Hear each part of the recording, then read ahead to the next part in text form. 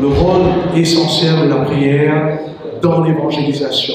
Premièrement, mes chers bien-aimés, pour nous capables de répondre à cette question, nous devons tout d'abord comprendre ce que ça veut dire l'évangélisation. Nous ne sommes pas capables de dire l'évangélisation sur le monde, alors quoi ça l'évangélisation? D'ailleurs, on met cette question-là dans l'écran. Quel est vraiment le but de l'évangélisation? Est-ce que l'évangélisation, c'est simplement se faire des amis avec des gens? Ou bien c'est vraiment de connecter les gens au Christ? Vous allez voir, il y a une différence énorme là. Hein? Est-ce que c'est de répondre aux besoins des gens, c'est-à-dire, ben, la malade, on visite autres, ça y est, fini, autres la faim, nous donnons un petit pain, ou bien c'est de répondre aux besoins ultimes des gens, c'est-à-dire le salut, que les gens ont besoin d'être sauvés réellement. L'objectif de l'évangélisation, est-ce que c'est de baptiser le maximum de personnes? C'est ça l'objectif. Ou bien c'est d'apporter une conversion authentique, de libérer les gens. C'est de leur faire expérimenter le salut par le Christ. Est-ce que c'est de mener plus de gens à l'église? Ou bien de mener plus de gens au ciel? Vous voyez, c'est deux choses différentes. Est-ce que c'est d'obtenir de grands résultats ou bien d'obtenir des résultats éternels plutôt? C'est-à-dire, on baptise 110 000, 210 000, ou bien vraiment, ça va dire, là, mon pouvoir dans les ciels. Voyez-vous? Garder les gens, c'est de garder les gens dans l'église, ou bien de garder les gens en Christ et de les préparer pour l'éternité. Est-ce que l'objectif, c'est de glorifier le prédicateur et l'organisation, c'est-à-dire l'église de Beaubassin est en train de faire une campagne, là ça c'est Beaubassin qui a fait ça. Ah, ça c'est le pasteur Rose qui a fait tout ça en bien pastoral. Ou bien c'est de glorifier son Dieu. Deux choses différentes. Il faut qu'on soit clair, mes frères et mes sœurs, car si notre objectif s'agit d'ici, mais ça veut dire nous capables, c'est des bonnes techniques pour accomplir cela. Moment des avoir répondu les yeux, du monde qui est l'argent payé au Canada pour baptiser. On voit ça. À cause de l'objectif, c'est là. C'est là. Voyez-vous? Mais si l'objectif est ici, mes frères et mes sœurs, nous vous besoin plus que technique là. Si là, on est un charismatique, on est un charisme qui a du charisme, correct, donc on ne peut pas baptiser, c'est finalement baptiser du monde. Mais finalement, ben là, on va aller vous quitter. Mais s'il s'agit d'ici, mes frères et mes sœurs, l'évangélisation, c'est une guerre. Parce que ce n'est pas évident ici. L'évangélisation devient quelque chose de spirituel, non pas physique. Sorry. Voilà. Good. Thank you. Thank you. Remarquons bien ce que c'est que l'évangélisation. Dieu parle à Paul et dit à Paul, je t'ai choisi du milieu de ce peuple et du milieu des païens vers qui je t'envoie afin que tu leur baptises. C'est ça? Non, il n'y a pas de baptême là. Que tu leur ouvres les cieux pour qu'ils passent des ténèbres à la lumière et de la puissance de Satan à Dieu, pour qu'ils reçoivent par la foi en moi le pardon des péchés et l'héritage avec les sanctifiés. Qu'est-ce que dit l'héritage avec les sanctifiés? Ils auront l'héritage avec les sanctifiés. Afin qu'ils se joignent à l'Église, c'est ça, ça. Très souvent, vous savez quel est notre objectif dans l'évangélisation? C'est ça. C'est baptême afin qu'ils puissent la rejoindre l'Église. Tandis que ici, l'évangélisation, c'est quoi? D'ouvrir les yeux des gens pour qu'ils passent des ténèbres à la lumière de la puissance de Satan. Mais ça, c'est quelque chose de profond. Ça, c'est quelque chose de spirituel. Ça, c'est quelque chose que c'est impossible pour vous et pour moi de faire parce que qui parmi nous qui peut ouvrir les yeux des gens? Impossible. Et cela démontre, mes frères et mes sœurs, que vraiment l'évangélisation, c'est quelque chose de très spirituel. Il ne s'agit pas simplement de prêcher la parole et puis que les gens se font baptiser, mais les gens sont prisonniers de la puissance du ténèbre. Il y a ceux qui sont emprisonnés avec la pornographie, ou bien qui sont emprisonnés par l'amour pour le sexe. Il vit dans la fornication, il vit dans l'adultère. Il y a ceux qui sont emprisonnés dans l'alcool, ou dans la drogue, ou la cigarette. Toutes sortes de problèmes. Qui fait que mes frères et mes sœurs, l'évangélisation, ce n'est pas une affaire d'homme seulement. Il y a la partie d'homme. Je dois prêcher. Vous devrez amener les uns pour écouter la parole, pour donner des études. Mais ça va au-delà de ce que vous et moi nous faisons. Ça dépend entièrement sur la puissance de Dieu. Et c'est là que nous voyons l'importance de la prière. Pourquoi? Parce qu'à la fin du jour, nous sommes appelés par la grâce de Dieu, par l'intermédiaire de son Esprit Saint et sa parole, de libérer les gens afin que les gens puissent rentrer en relation avec Jésus. Amen. L'objectif de l'évangélisation, c'est pas de l'eau, c'est l'esprit. C'est que, comme on a vu ce matin, c'est que, waouh, j'ai rencontré mon Dieu. Il m'a sauvé, il m'a libéré. Maintenant, je suis en relation avec lui. Je marche vers le ciel. Il est devenu ma chérie, mon tout. Il est ma vie. L'objectif de l'évangélisation, c'est pour cela, va au-delà simplement de prêcher les frères et les sœurs. Mais c'est d'aider les gens à s'en sortir du prison de l'ennemi. C'est pour cela que nous voyons l'importance de la prière. Waouh! Si notre objectif est ici, on peut servir toutes sortes de techniques. Si c'est ici, l'Église doit être en prière, non pas seulement pendant la campagne, mais pendant toute l'année. Il faut que chaque membre, vous devrez avoir un petit carnet. Vous écoutez là? Pour mettre les noms de ces personnes que vous êtes en train de prier. Parce que les gens sont littéralement en prison. Car l'évangélisation, c'est une guerre spirituelle. Ne pense pas que vraiment, on a besoin simplement de Dame Bachala pour venir prêcher et les gens vont se donner. Ah Dieu, c'est comme ça. Ou bien pasteur Maxime, ou bien pasteur Arnaud.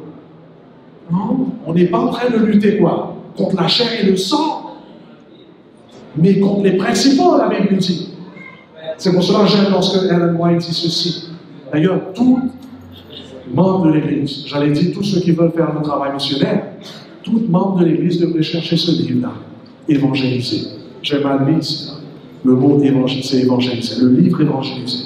Vous savez, un jour, j'étais en train de... J'étais déjà pasteur à la Nouvelle-Calédonie et baptiser les gens et tout ça.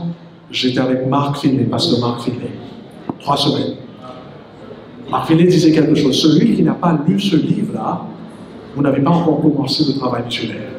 Ça a blessé mon orgueil. Qu'est-ce qu'il raconte là?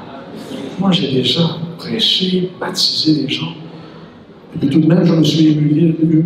J'ai dit, Seigneur, si c'est vrai, je dois lire ça. J'ai commencé à lire ce livre. Waouh!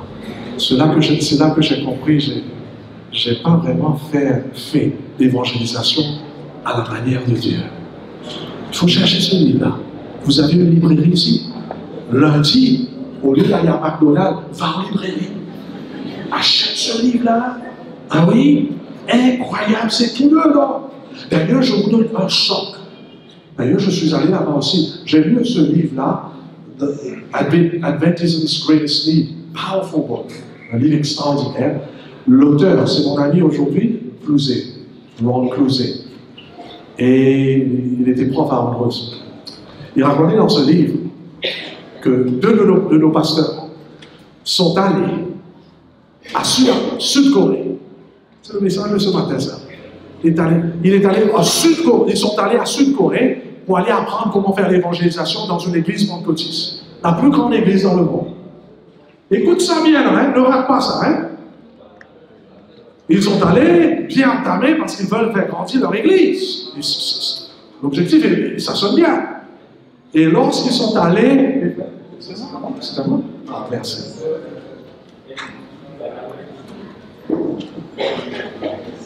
Thank you. Lorsqu'ils sont allés demander au pasteur, c'est une église de combien mille ça? 7000, à cette époque c'était 7000. Imaginez une église à 7000 places. Ils sont rentrés dans la chambre, dans la maison de la personne, pas la maison, dans l'office. Il a dit, dis-nous les techniques que vous servez ici. C'est une église de dimanche, ça, hein, on le dit. Et vous savez qu'est-ce que l'homme a fait? Vous savez qu'est-ce que l'homme a fait? On m'a dit que je ne parle pas assez fort, hein? Sorry, hein? Ouais. Le pasteur a amené nos deux pasteurs dans son étage. Il dit, il y a 2 livres que je sers. Oh.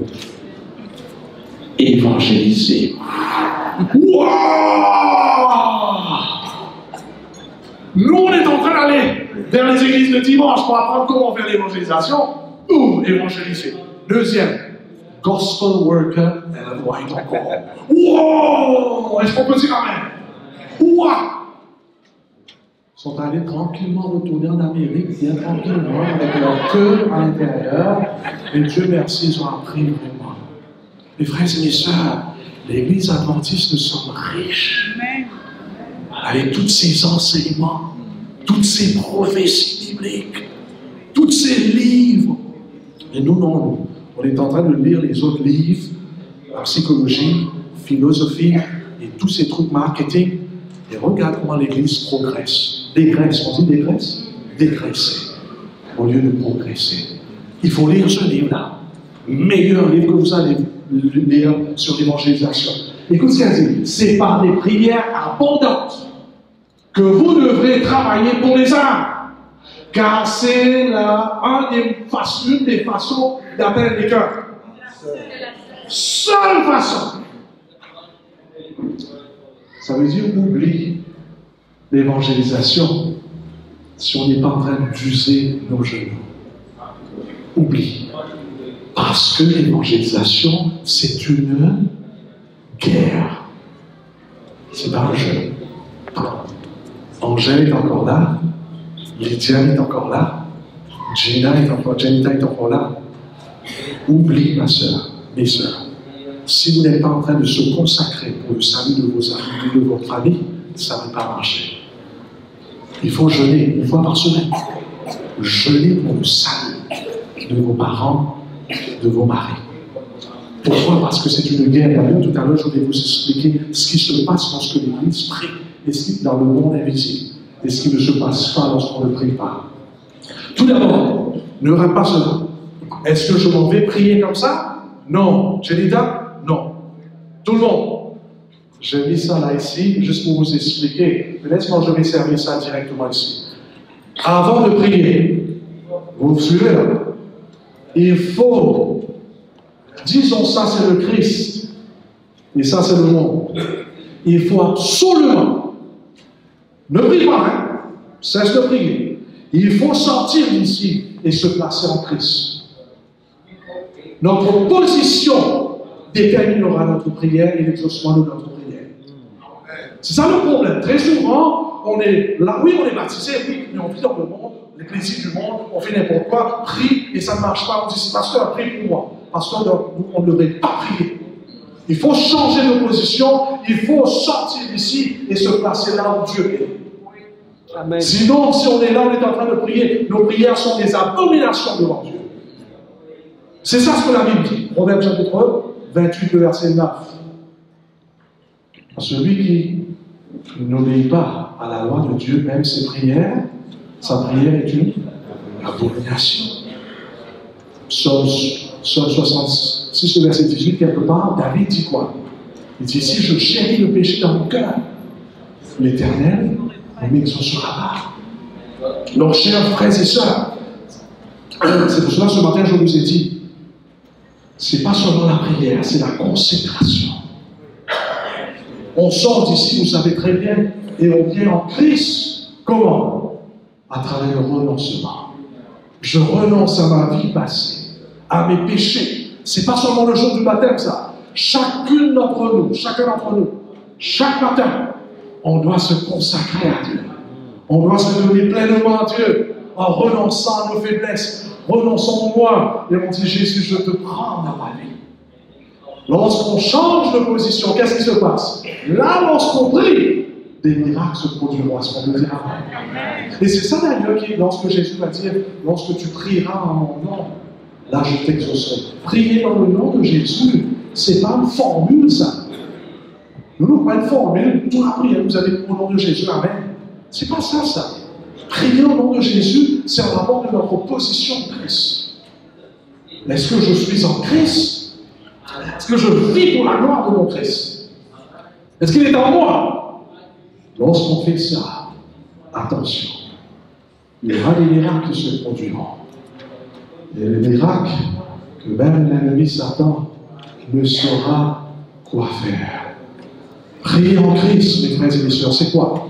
Quand nous sommes en Christ, notre position change et nous sommes assis à la droite de Dieu, collaborant dans son royaume.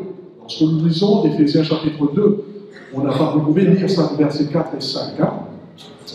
C'est lorsque nous ne sommes plus alors sous l'autorité de l'ennemi. Ici, mes frères et mes sœurs, n'oubliez pas ça. Hein? Nous sommes capables de l'église tous les jours. Si nous là, terre là, l'ennemi qui donne la vie. Ça qui fait la différence avec un vrai chrétien, c'est son position. Est-ce qu'il aime l'église ou bien dans son vie chrétienne? Est-ce qu'il peut vivre la vie d'abandon du soi? Ou bien, c'est-à-dire là, ou bien oui, l'église, elle va passer, mais il garde sa barre, il retourne sur la Bible, mais il fait ça qu'il est. Il mange ça qu'il est. Il habille comment il est. Il tolère n'importe qui. Toutes choses dans son équerre. Mais non, il faut comprendre ça. L'évangile, c'est un appel au renoncement total à son Dieu. Et lorsqu'on fait cela, c'est là qu'il y aura des miracles. Prier en Christ, par la foi, nous évangélisons par la puissance et par l'autorité du Christ. Donc le moment où on se place là, ce n'est plus moi qui vis. C'est Christ qui vit. Et là, il y aura des miracles. Là, Dieu fera des prodiges. Par la foi, Dieu partage son autorité avec nous. Là, Dieu va nous partager son autorité, là. Là, nous tous seuls, là, avec nos talents, nous savons utiliser dans cantique, dans chanter, dans prédication, dans l'école du sabbat. Là, nous sommes en action. Mais là, ce n'est plus nous, là. C'est Christ. C'est le Saint-Esprit. Et là, il y aura des miracles. C'est pour cela le plus grand besoin de l'Église présentement, même avant de prier, c'est de se présenter là, sortir du monde, rentrer en Christ. Et là, Dieu nous envoie encore au monde. Et les miracles se produiront. Est-ce qu'on peut dire amen?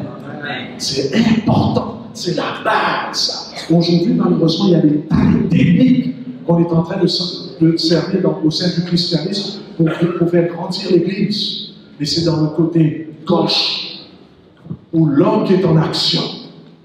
Tandis que dans le côté droit, c'est Dieu qui est en action.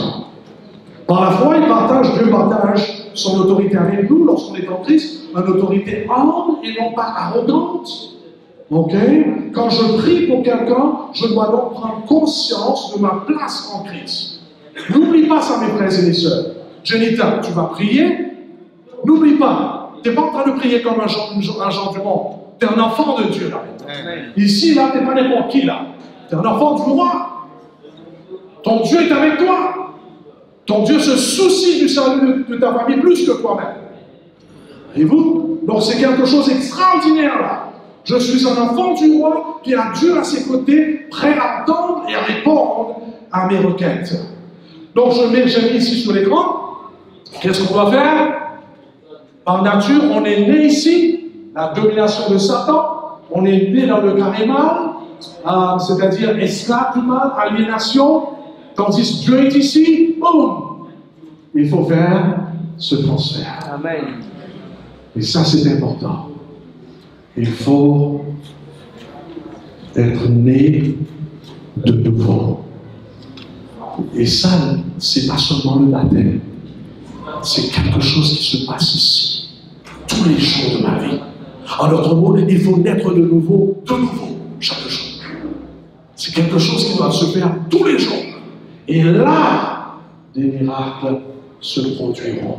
Laisse-moi vous partager ça, et puis on va terminer. Qu'est-ce qui se passe maintenant lorsqu'on est là et lorsque les chrétiens prient? L'impact de nos prières. S'il vous plaît, notez cela ou bien prendre des photos parce qu'il y aura ceux qui vont me demander cela plus tard et ce ne sera pas possible. Premièrement, deux choses qui se passent dans le monde invisible lorsque le peuple de Dieu prie ou bien un chrétien prie. Premièrement, nos prières stimulent constamment l'activité du Saint-Esprit à l'intérieur et autour de la personne pour laquelle nous prions. Et là, je suis en train de redire encore, c'est en Christ, là, ici. Lorsque je prie en Christ, première chose, on est en train de faire appel à la puissance, la plus grande puissance dans le monde, la puissance du Saint-Esprit. À l'intérieur de la personne et autour de la personne pour laquelle nous prions. Ça, c'est la première chose. Deuxième chose, nos prières aussi réduisent aussi la liberté des mauvais esprits qui espèrent gagner plus d'influence sur ces personnes. Voyez-vous là? Ce n'est pas seulement le Saint-Esprit descend, mais nos prières permettent que les anges de Dieu puissent repousser les mauvais esprits qui se trouvent autour de cette personne ou même en cette personne. Ça, c'est la deuxième chose. Je vous explique maintenant. En d'autres mots, nous avons en Christ, je dis là, en Christ, nous avons l'autorité de modifier l'environnement spirituel dans lequel les gens pour lesquels nous prions vivent. Amen. Toute autorité, comment Jésus dit ça, m'est donnée. Et c'est ça, cette autorité-là que Jésus a partagée avec ses disciples. Et c'est dans cet aspect-là que j'écris ça. En Christ, nous avons l'autorité de modifier l'environnement spirituel dans lequel les gens pour lesquels nous prions vivent. Mais nous n'avons pas l'autorité de dicter ou de dominer leur volonté personnelle.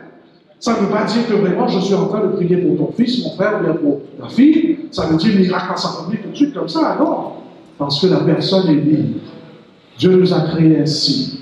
Dieu ne force pas notre volonté. Sinon, il n'est plus le Dieu de la parole. Amen. Donc, nous n'avons pas l'autorité de dicter ou de dominer leur volonté personnelle. Ils restent responsables de leur propre choix.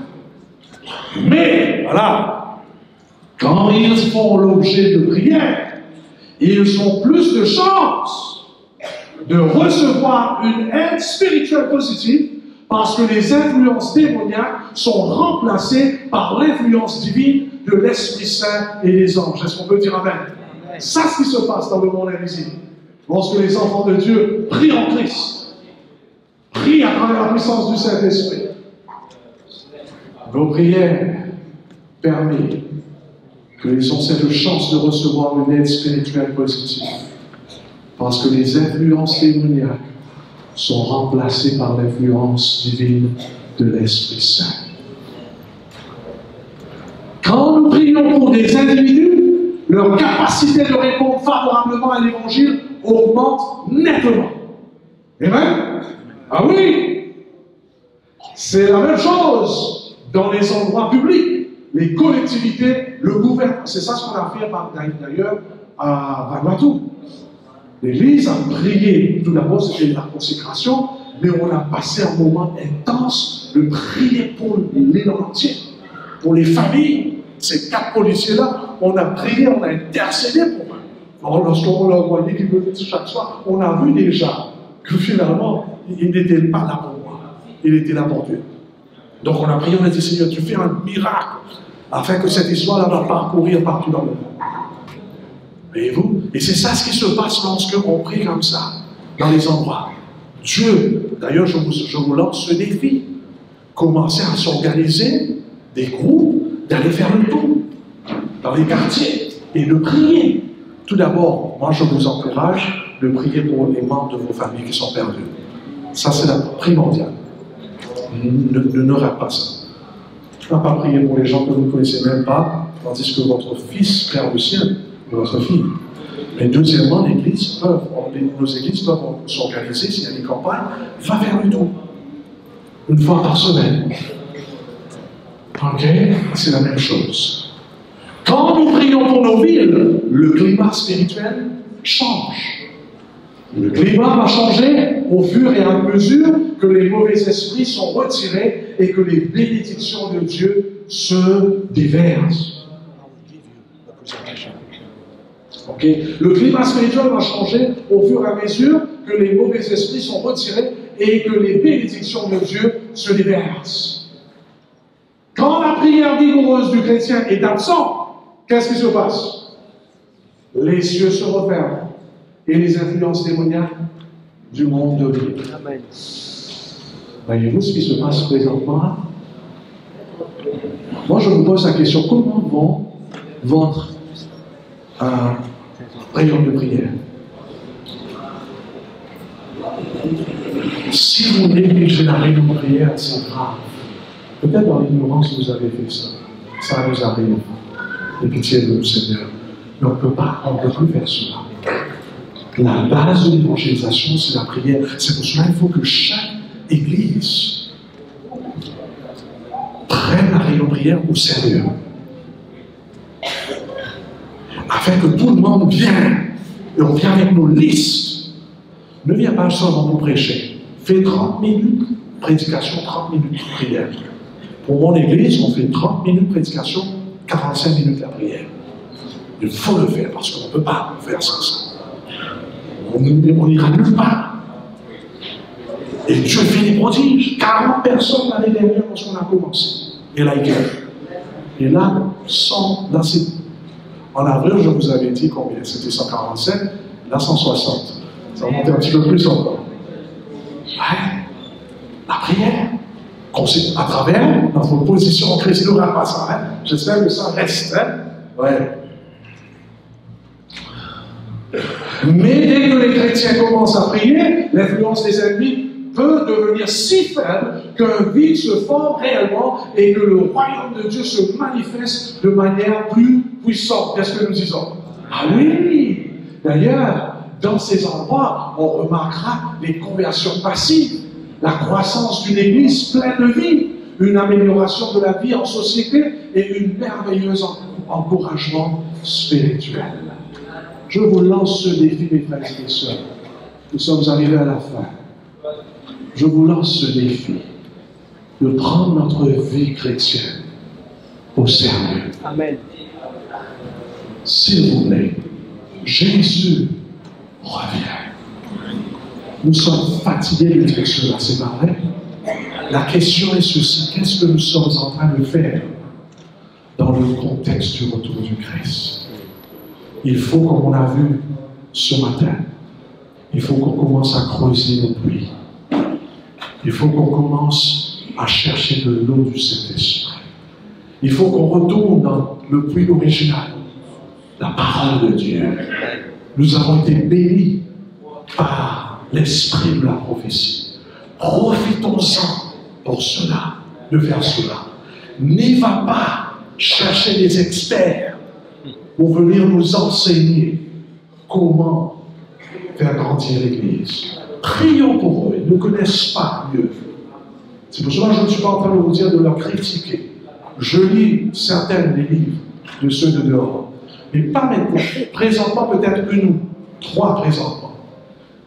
Ce que je lis dehors, c'est plutôt les vieux livres. Moi, j'aime les vieux auteurs. 1700 et quelques je lis. Ah oui, 1800, 1700, 1900. Parce que c'est difficile aujourd'hui, donc nous sommes en train de vivre dans un monde où les dirigeants, les pasteurs veulent être populaires. Les écrivains, au lieu d'être honnêtes et sincères à la parole, on veut être populaire pour que les gens nous aiment. Laisse-moi vous dire quelque chose. Un pasteur qui ne vous dit pas la vérité, c'est quelqu'un qui ne vous aime pas. Période. Quelqu'un qui vous aime vous dit la vérité, mais dans l'amour, dans l'humilité. Amen. Parce que c'est la vérité qui nous sauve. Vous connaîtrez la vérité. Et la vérité vous affranchira.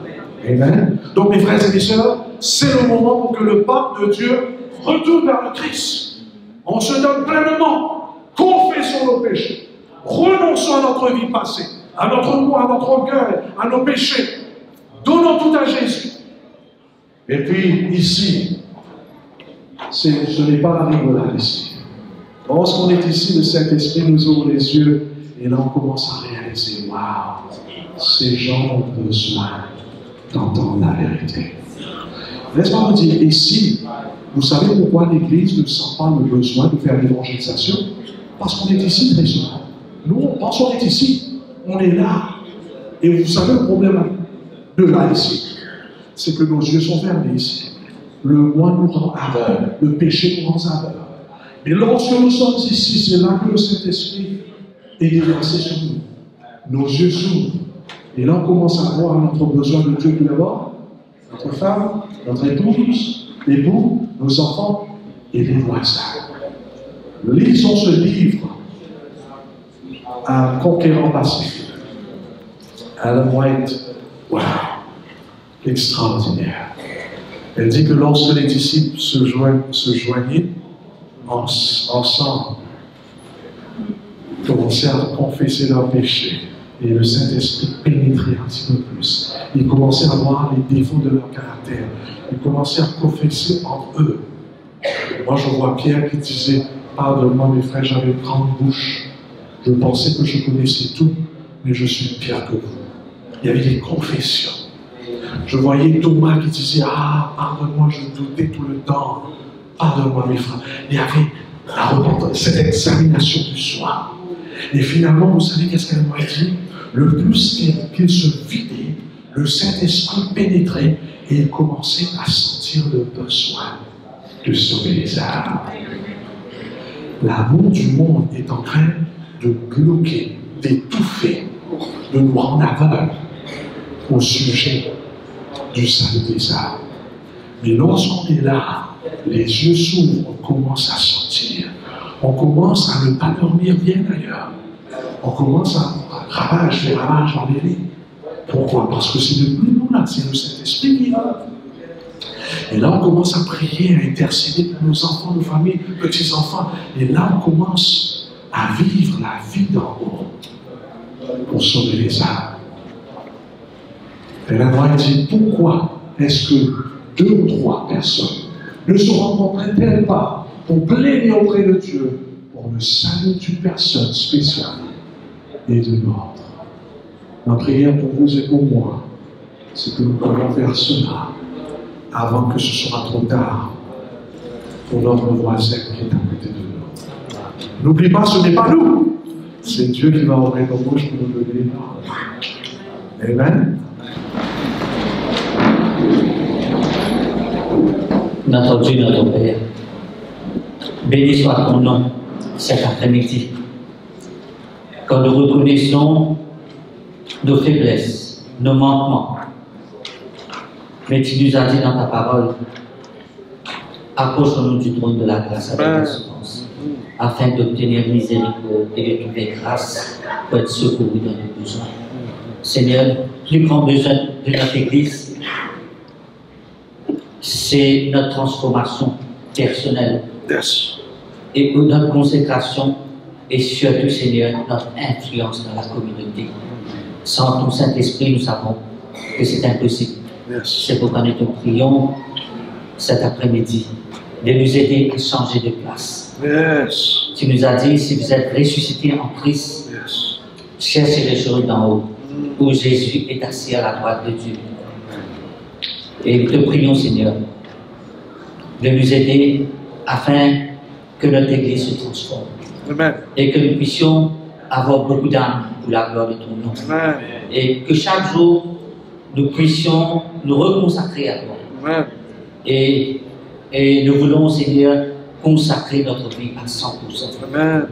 Bénis chacun d'entre nous, nous te prions d'une façon spéciale pour chaque membre de notre Église. Yes, afin qu'il y ait cette transformation et que ton nom soit toujours béni, alors que tu reviendras bientôt, que nous puissions gagner beaucoup d'âmes pour la gloire de ton nom. Nous te prions, nous te louons, nous te bénissons dans le beau nom de Jésus. Amen.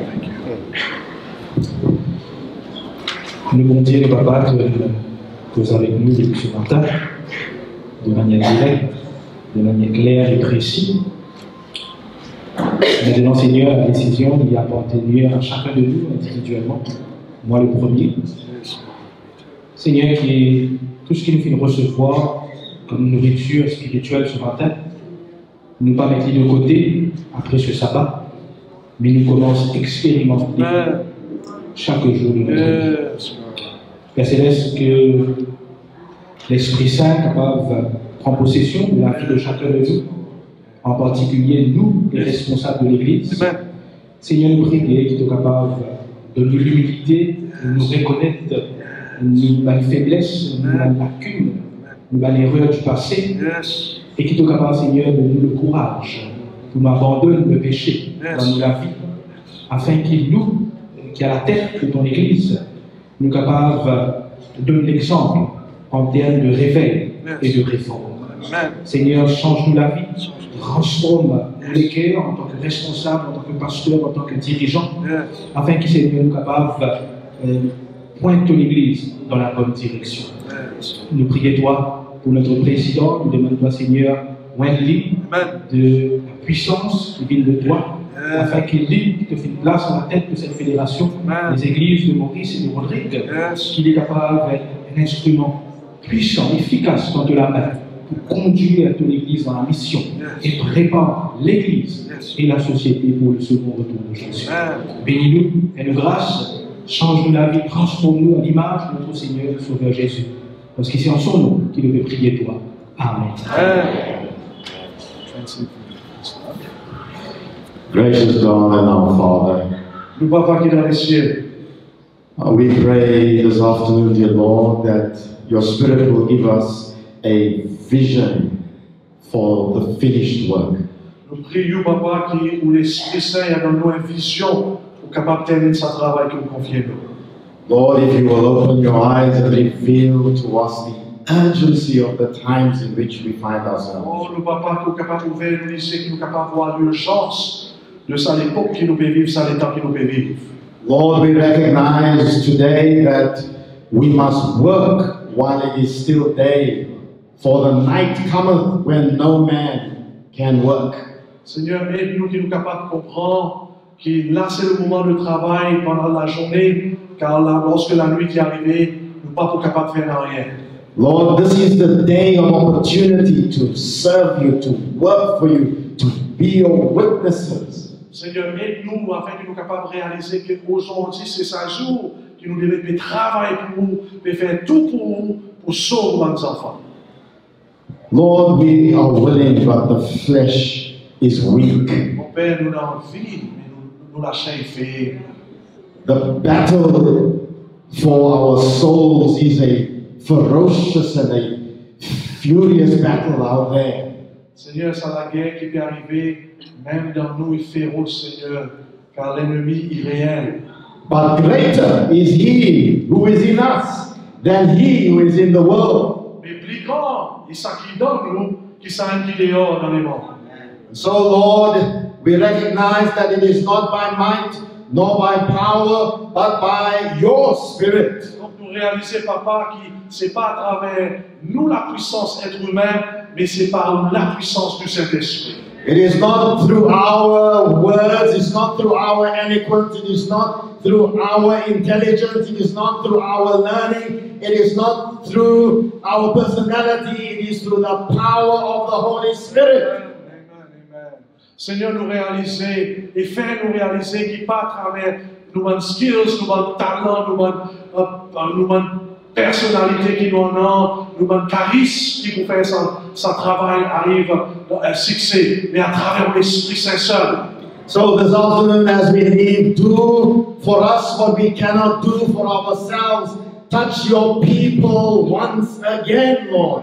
Seigneur, qui vraiment, avant qu'ils nous rentrent contre nous, ou tous nos enfants à nouveau. And fill us with the Holy Spirit, I pray. Remplis-nous avec nous l'Esprit Saint, nous prier. In Jesus' name, amen. En Jésus, nous prier. Amen.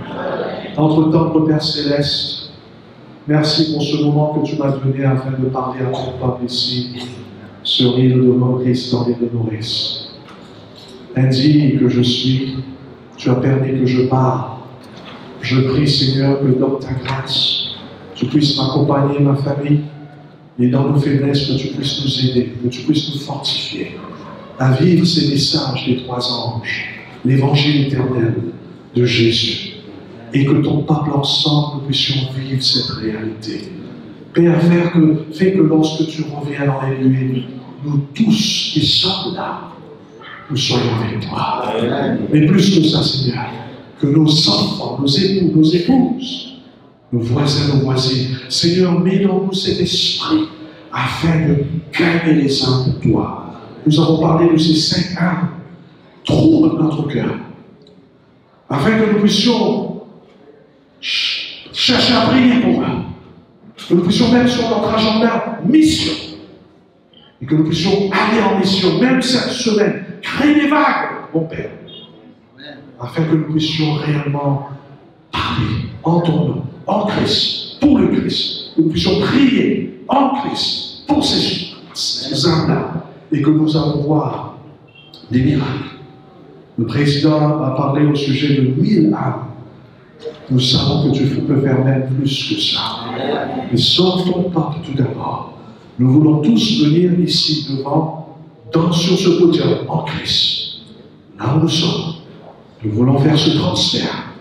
Si ce n'est pas le cas, avec certains d'entre nous, nous voulons se cacher en Jésus et que Christ demeure en nous, à travers l'intermédiaire de son Esprit Saint. Au nom de Jésus. Amen.